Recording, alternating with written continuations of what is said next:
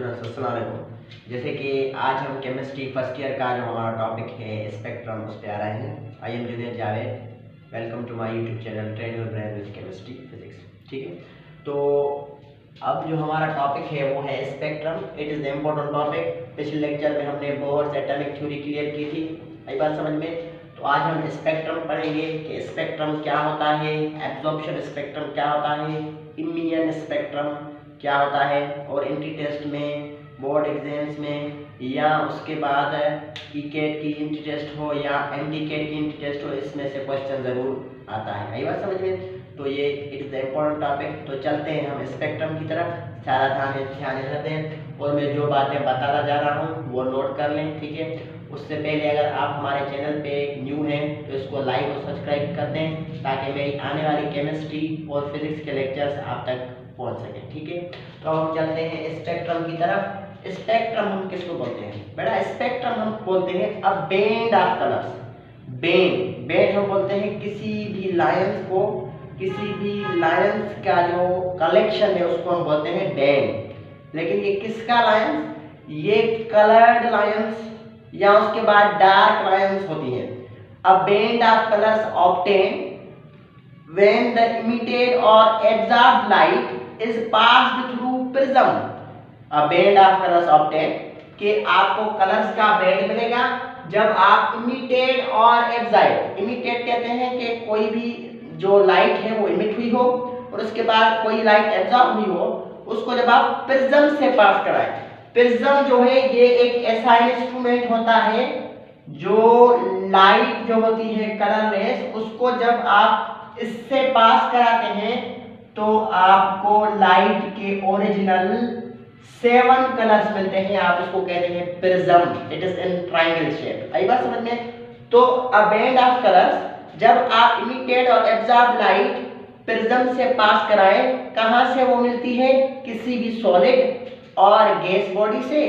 आपको जो light emit या एब्जॉर्ब हुई है वो आप प्रिज्म से पास कराएंगे तो आप उसको बोलते हैं स्पेक्ट्रम। स्पेक्ट्रम और कुछ भी नहीं, सिर्फ बैंड ऑफ कलर से। आई बात समझ में। तो अब हम चलते हैं, जैसे कि मैंने यहाँ लिखा है कोई भी बॉडी है, लाइट इमिट और एब्जॉर्ब करती है, आप इसको प्रिज्म से क्या करते हैं? पास कराते हैं, और आपको मिलते हैं बैंड ऑफ कलर्स। और कौन से मिलेंगे वो मैं आपको चल के बताता हूँ। तो इसको आप बोलते हैं spectrum. That is the simple concept. तो there are 2 types of spectrum. उससे पहले मैं आ जाऊं, the study of spectrum and band of colours is called spectroscopy. आप जो ये स्टडी होती है, ये केमिस्ट्री की ब्रांच है, इसको आप बोलते हैं स्पेक्ट्रोस्कोपी, जिसमें आप स्पेक्ट्रम और बैंड ऑफ कलर्स की स्टडी करते हैं, इमिटेड और एब्जॉर्ब लाइट की स्टडी करते हैं। आप इसको बोलते हैं स्पेक्ट्रोस्कोपी, और इस फेनोमेना को आप बोलते हैं स्पेक्ट्रोस्कोपी। और जो प्रोसेस होता है, जो मिलता है, उसको आप बोलते हैं स्पेक्ट्रम। तो there are 2 types of spectrum. There are 2 types of spectrum. जो स्पेक्ट्रम होता है उसके 2 टाइप्स आपको मिलते हैं। एक होता है, there are 2 types of spectrum. एक आपको मिलता है एब्जॉर्प्शन स्पेक्ट्रम, एब्जॉर्प्शन स्पेक्ट्रम बाबा। दूसरा आपको मिलता है इमिटेड स्पेक्ट्रम, और आप इसको कहते हैं इमिशन स्पेक्ट्रम। आप इसको क्या बोलते हैं? Emission spectrum. एक आपको मिलता है एब्जॉर्प्शन स्पेक्ट्रम, दूसरा आपको मिलता है इमिटेड स्पेक्ट्रम। एब्जॉर्प्शन से जाहिर होता है कि एब्जॉर्ब लाइट आप पास कराएंगे प्रिज्म से, और इमिशन से यह जाहिर होता है कि इमिटेड लाइट प्रिज्म से पास कराएंगे। पर कौन कौन से एब्जॉर्प्शन को फॉलो करेंगे, कौन कौन से इमिशन को फॉलो करेंगे, उसकी तरफ हम चलते हैं। और ये बात कि एब्जॉर्प्शन हमारा पार्ट ऑफ कोर्स नहीं है फर्स्ट ईयर और इंटर लेवल में, इसलिए हम अब चलते हैं इमिशन स्पेक्ट्रम पे हम डिस्कस करेंगे, क्योंकि absorption spectrum is not our part of course. आई बात समझ में? तो उसमें से आपको क्वेश्चन भी नहीं आएगा। तो हम चलते हैं इमियन स्पेक्ट्रम पे। इमियन स्पेक्ट्रम, इमियन स्पेक्ट्रम, इमियन स्पेक्ट्रम की मैं डेफिनेशन लिख देता हूं। When the light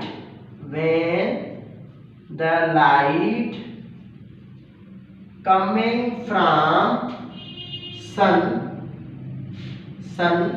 or solid, liquid or gas body or from an atom, और एटम से जो लाइट एमिट हो is passed through प्रिज्म, जिसको आप कहां से पास करें? प्रिज्म से पास करें, तो आप उसको बोलते हैं इमियन स्पेक्ट्रम। वो लाइट जो किसी भी सॉलिड से, किसी भी लिक्विड से, किसी भी गैस से या किसी भी एटम से या किसी भी डिस्चार्ज ट्यूब से जो इमिट हो, आप उसको पास कराएं किससे? प्रिज्म से, तो आप उसको बोलते हैं इमियन spectrum. So that is the easy concept. आई बात समझ में? तो अब हम चलते हैं कि देखें यहाँ बहुत चीजें हैं, सन भी है, सॉलिड लिक्विड और गैस भी है और एटम भी है, तो जाहिर सी बात है इनका प्रोसेस भी कुछ अलग होगा। तो इमियन स्पेक्ट्रम के खुद दो टाइप्स होते हैं। तो there are two types of इमियन स्पेक्ट्रम।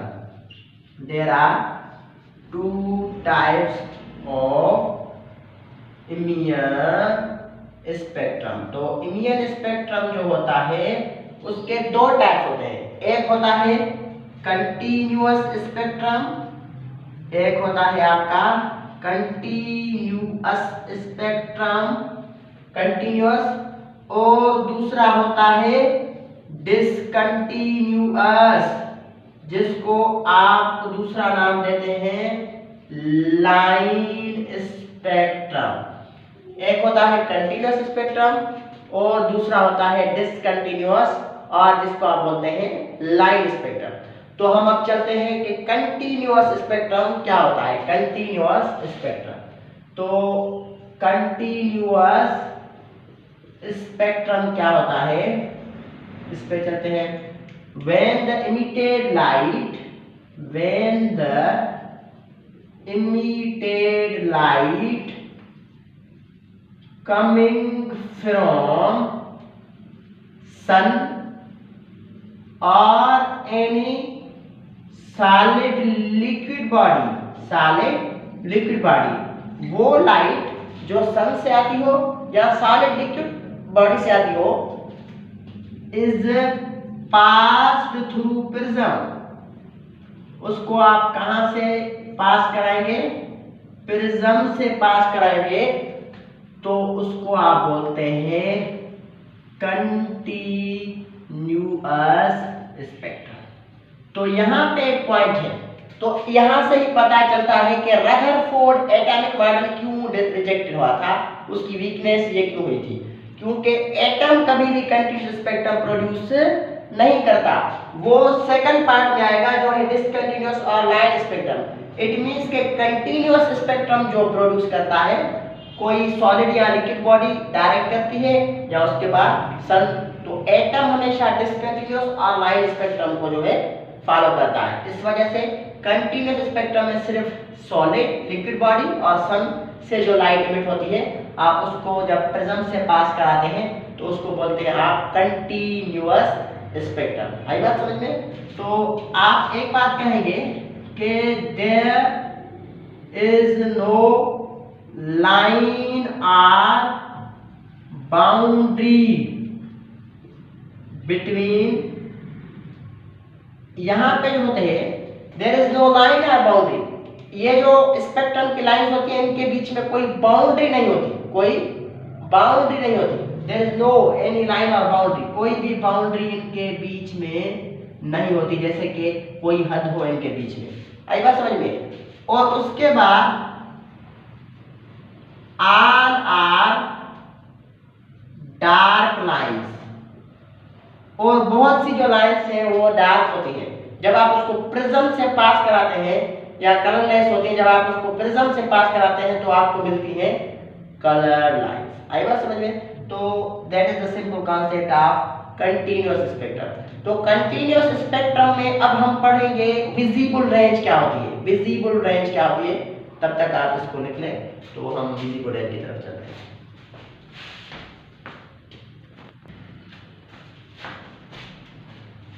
तो स्टूडेंट्स अब हम चलते हैं कि मैंने आपको बताया कि देयर इज नो लाइन और बाउंड्री, कलर्स के बीच में लाइन और बाउंड्री नहीं होती यहाँ पे कंटीन्यूअस स्पेक्ट्रम में। आई बात समझ में? इसके बीच में कोई बाउंड्री नहीं होती। तो अब एक बात आपको समझा दूं, कलर क्यों प्रोड्यूस होते हैं? एक कलर दूसरे कलर से चेंज क्यों होता है? एक कलर दूसरे कलर से चेंज किस चीजें, किस कोई पैरामीटर्स हैं जिनकी वजह से वो चेंज होता है। वो दो पैरामीटर्स हैं, एक है वेवलेंथ, दूसरा है फ्रीक्वेंसी। तो आप कहेंगे the colours are change, the colours are change from each other due to, किसकी वजह से? First of all change in frequency की वजह से। एक कलर दूसरे कलर से चेंज होता है फ्रीक्वेंसी की वजह से, और दूसरा चेंज इन वेवलेंथ, वेवलेंथ की वजह से। और वेवलेंथ और फ्रीक्वेंसी क्या होती है मैंने आपको प्लेनिंग्स क्वांटम थ्योरी ऑफ लाइट में बताया है। तो ग्रीन येलो से क्यों चेंज होता है? फ्रीक्वेंसी चेंज होने की वजह से, और उसके बाद वेवलेंथ चेंज होने की वजह से। रेड ग्रीन से चेंज क्यों है? रेड तो रेड ही रहे या कोई कलर ही ना रहे, लेकिन red green yellow indigo violet ये क्यों प्रोड्यूस होते हैं? ये इसलिए बेटा प्रोड्यूस होते हैं क्योंकि वेवलेंथ और फ्रीक्वेंसी की चेंज से। इसका मतलब हुआ कि कलर का डिसीजन जो है वेवलेंथ और फ्रीक्वेंसी ही करती है। इसका मतलब है कि कलर्स का डिसीजन जो है नंबर ऑफ वाइब्रेशंस जिसको आप बोलते हैं फ्रीक्वेंसी, और एडजेसेंट डिस्टेंस बिटवीन क्रेस्ट और ट्रफ जिसको आप बोलते हैं वेवलेंथ ही करता है। तो मींस के कलर एक दूसरे का जो चेंज होता है कलर्स का वो क्यों होता है? Change in wavelength and change in frequency. तो अब ही कलर्स की एक रेंज है जो मैं आपको डिफाइन करूंगा, वो है विजिबल रेंज। उसको आप क्या बोलते हैं? Visible range. विजिबल रेंज ये फ्रीक्वेंसी और वेवलेंथ की रेंज होती है। कौन सी? विजिबल रेंज में कलर्स आ जाते हैं जिनको आप बोलते हैं वीबग्योर। वीबग्योर शॉर्ट फॉर्म में आप इनको पढ़ लें, वीबग्योर बेटा। तो वी फॉर क्या होता है? वायोलेट। आई फॉर क्या होता है? इंडिगो। बी फॉर क्या होता है? ब्लू। जी फॉर क्या होता है? Green. Y for yellow, O for orange and R for red। 1 2 3 4 5 6 7 इसको आप बोलते हैं 7 बेसिक कलर्स। आई बात समझ में? तो इनकी वेवलेंथ और फ्रीक्वेंसी चेंज होने की वजह से ये एक दूसरे से क्या है? चेंज है। और आप इसको बोलते हैं क्या?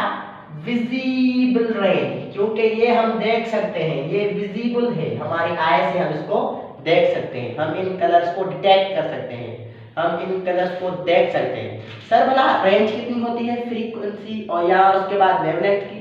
तो बेटा इनकी वेवलेंथ वेरी शॉर्ट होती है, तो इसकी जो रेंज होती है वो होती है रेंज वेवलेंथ की 400 नैनोमीटर टू 750 नैनोमीटर। 400 नैनोमीटर तो 750 नैनोमीटर ये किसकी रेंज है? विजिबल रेंज की। और उसके बाद यहाँ पे मैं इंपॉर्टेंट बात बताऊंगा कि ये तो वेवलेंथ की विजिबल रेंज की जो है रेंज होती है, लेकिन एक बात आपको याद रखनी है, ये जो रेंज है ये कुछ आपको डिफरेंट भी मिलती है। ये जो मैंने लिखी है ये पंजाब बोर्ड की है, ठीक है? तो पंजाब बोर्ड में आप देखेंगे तो आपको मिलेगी पंजाब बोर्ड में 400 to 750, लेकिन आप सिंध बोर्ड में देखेंगे, सिंध टेक्स्ट में देखेंगे तो आपको मिलेगी 400 to 700 नैनोमीटर। तो अगर आपको एंटी टेस्ट में 700 ऑप्शन है या कभी कभी 740 भी लिखते हैं फेडरल के बुक में, तो अगर ये ऑप्शन है तो ये भी आप टिक कर सकते हैं, आपको कंफ्यूज नहीं होना। यानी कि 400 to 750 या 400 to 700 या 740 तक भी ऑप्शन होता है। वो पंजाब बोर्ड में सिर्फ 750 तक है, बाकी सिंध बोर्ड में आपको 700 मिलेगा और कुछ बुक्स में आपको 400 to 740 मिलेगा। तो कंफ्यूज नहीं होना, इसको आप बोलते हैं क्या, विजिबल रेंज। तो अब इससे अगर कम वेवलेंथ यानी इससे अगर फ्रीक्वेंसी ज्यादा भी होगी और कम भी होगी तो आपको उसको डिटेक्ट नहीं कर सकेंगे। और इससे अगर हाई फ्रीक्वेंसी होगी, इस रेंज से अगर आपकी फ्रीक्वेंसी, इस रेंज से अगर आपकी फ्रीक्वेंसी हाई होगी तो उसको आप बोलते हैं, अगर हाई फ्रीक्वेंसी है तो वो भी आप डिटेक्ट नहीं कर सकते। अगर इससे कम होगी तो आप उसको बोलते हैं इंफ्रारेड। और अगर वायोलेट से ज्यादा फ्रीक्वेंसी, वायोलेट से हाई फ्रीक्वेंसी होगी तो आप उसको बोलते हैं अल्ट्रा वायोलेट रीजन, जिसको हम देख नहीं सकते, उसकी ज्यादा फ्रीक्वेंसी है। लेकिन हम ये विजिबल रेंज ही देख सकते हैं जिसकी वेवलेंथ की रेंज यही है। That is the simple concept. I hope you will understand it. आई बात समझ में? तो इसको हम बोलते हैं कंटिन्यूअस स्पेक्ट्रम। तो अब हम चलते हैं डिसकंटिन्यूअस, लाइन और एटॉमिक स्पेक्ट्रम की तरफ। तो अब आप लिखेंगे सर डिसकंटिन्यूअस, तो सेकंड है हमारा डिसकंटिन्यूअस लाइन स्पेक्ट्रम, डिसकंटिन्यूअस, और इसका दूसरा नाम क्या है, लाइन स्पेक्ट्रम।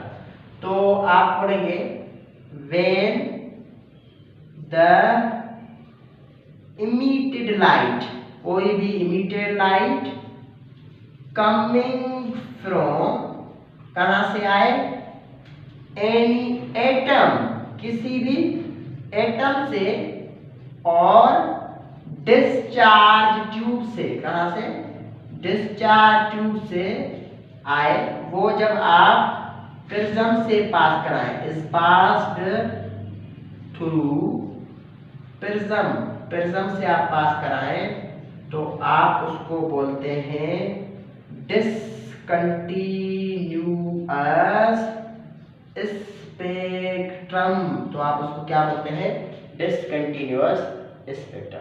क्योंकि ये जो लाइट है इमिटेड लाइट ही है, लेकिन ये किसी एटम से या डिस्चार्ज ट्यूब से आती है, तो इसको आप बोलते हैं डिसकंटिन्यूअस स्पेक्ट्रम बोलते हैं, या इसको आप बोलते हैं लाइन स्पेक्ट्रम। आई बात समझ में? तो हम इसको अब मिटा देते हैं। यहाँ पे इसका कुछ डिस्कशन हम लिख देते हैं। मैं आपको बहुत डिस्क्रिप्शन से स्पेक्ट्रम पढ़ा रहा हूँ, जैसे आपको इसमें डिफिकल्टी नहीं हो, बहुत स्टूडेंट्स को डिफिकल्टी होती है, इस वजह से। आई बात समझ में? तो हम चलते हैं, आप कहेंगे एटम ऑलवेज प्रोड्यूस डिसकंटिन्यूअस और लाइन स्पेक्ट्रम। जो एटम है वो हमेशा डिसकंटिन्यूअस और लाइन स्पेक्ट्रम ही प्रोड्यूस करेगा। एटम कभी कंटिन्यूअस स्पेक्ट्रम प्रोड्यूस नहीं करता, इट इज एक्सपायर। आई बात समझ में? तो एटम हमेशा डिसकंटिन्यूअस और लाइन स्पेक्ट्रम प्रोड्यूस करेगा। उसके बाद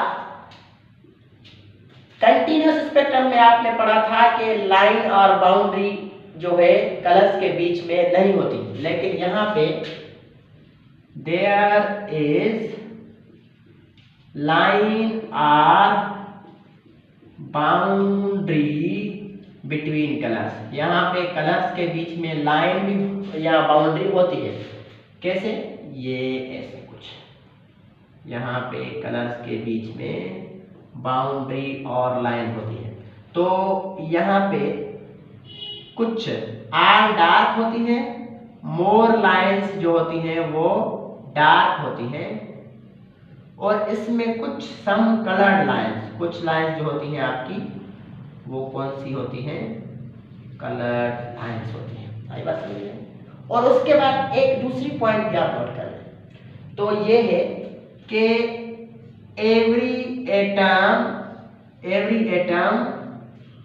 produce different line spectrum than other atom. एक एटम दूसरे एटम से, हर एटम जो होता है दूसरे एटम से लाइन स्पेक्ट्रम डिफरेंट प्रोड्यूस करता है। सर ये क्यों? क्योंकि उसको डिफरेंट नंबर ऑफ इलेक्ट्रॉन्स मौजूद होते हैं। आई बात समझ में? तो अब हम चलते हैं, इसको कंप्लीट करते हैं हम। आई होप कि आप इसको सही तरह समझते होंगे। This is the most important lecture. आई बात समझ में? तो अब एटम भला सर कैसे प्रोड्यूस करता है लाइट स्पेक्ट्रम? कंटिन्यूअसली जो है वो तो नहीं करता, एब्जॉर्ब करता है, जब वो भी इमिट करता है लाइट तो वो प्रोड्यूस करता है। आई बात समझ में? तो सपोज करें ये कोई भी एटम है, आपको क्लियर समझा दूं, कोई भी एटम है, ठीक है। अब यहाँ पे इलेक्ट्रॉन मौजूद है, ठीक है। तो इस इलेक्ट्रॉन को बोहर के हिसाब से मैंने आपको बताया था, हीट करेंगे तो ये चला जाएगा एक्साइटेड स्टेट में, और यहाँ पे जो इलेक्ट्रॉन है वो अनस्टेबल होता है और वापस जंप करेगा कहाँ पे? ग्राउंड स्टेट की तरफ। तो जाहिर सी बात है क्या इमिट करेगा? इमिट करेगा लाइट। और जब यहाँ से जाएगा तो क्या करेगा? एब्जॉर्ब करेगा। और जब एब्जॉर्ब को पास कराएंगे तो मिलेगा एब्जॉर्प्शन स्पेक्ट्रम, और इमिट वाली लाइट को प्रिज्म से पास कराएंगे तो मिलेगा आपको emitted spectrum. So that is the simple concept. आई बात समझ में? तो every atom produce different spectrum than other atom. हर एटम दूसरे एटम से जो स्पेक्ट्रम है वो डिफरेंट प्रोड्यूस करता है। तो सर भला ये क्वेश्चन नोट कर लें, इनको लिख लें, these are the important point. Sir भला कोई एटम, दो atom same line spectrum produce कर सकते हैं? बिल्कुल कर सकते हैं। सर कंडीशन क्या है? दो एटम, अभी तो मैंने कहा नहीं कर सकते, लेकिन दो atom same line spectrum produce कर सकते हैं अगर उनका एटॉमिक नंबर जो है वो सेम है, मतलब कि उनमें इक्वल नंबर ऑफ इलेक्ट्रॉन्स मौजूद हैं। आई बात समझ में? तो आप लिखेंगे two atoms can produce same spectrum if they have same number of electrons, अगर उनमें सेम नंबर ऑफ इलेक्ट्रॉन्स मौजूद है। एग्जाम्पल अब आप आ जाए, लिथियम का एटॉमिक नंबर क्या होता है? 3, ठीक है, तो उसको आप यहाँ पे लिखते हैं। बेरिलियम का एटॉमिक नंबर क्या होता है? 4। तो लिथियम क्या कर रहा है? वो इसने एक इलेक्ट्रॉन लूज कर दिया और बेरिलियम ने 2 इलेक्ट्रॉन लूज किए।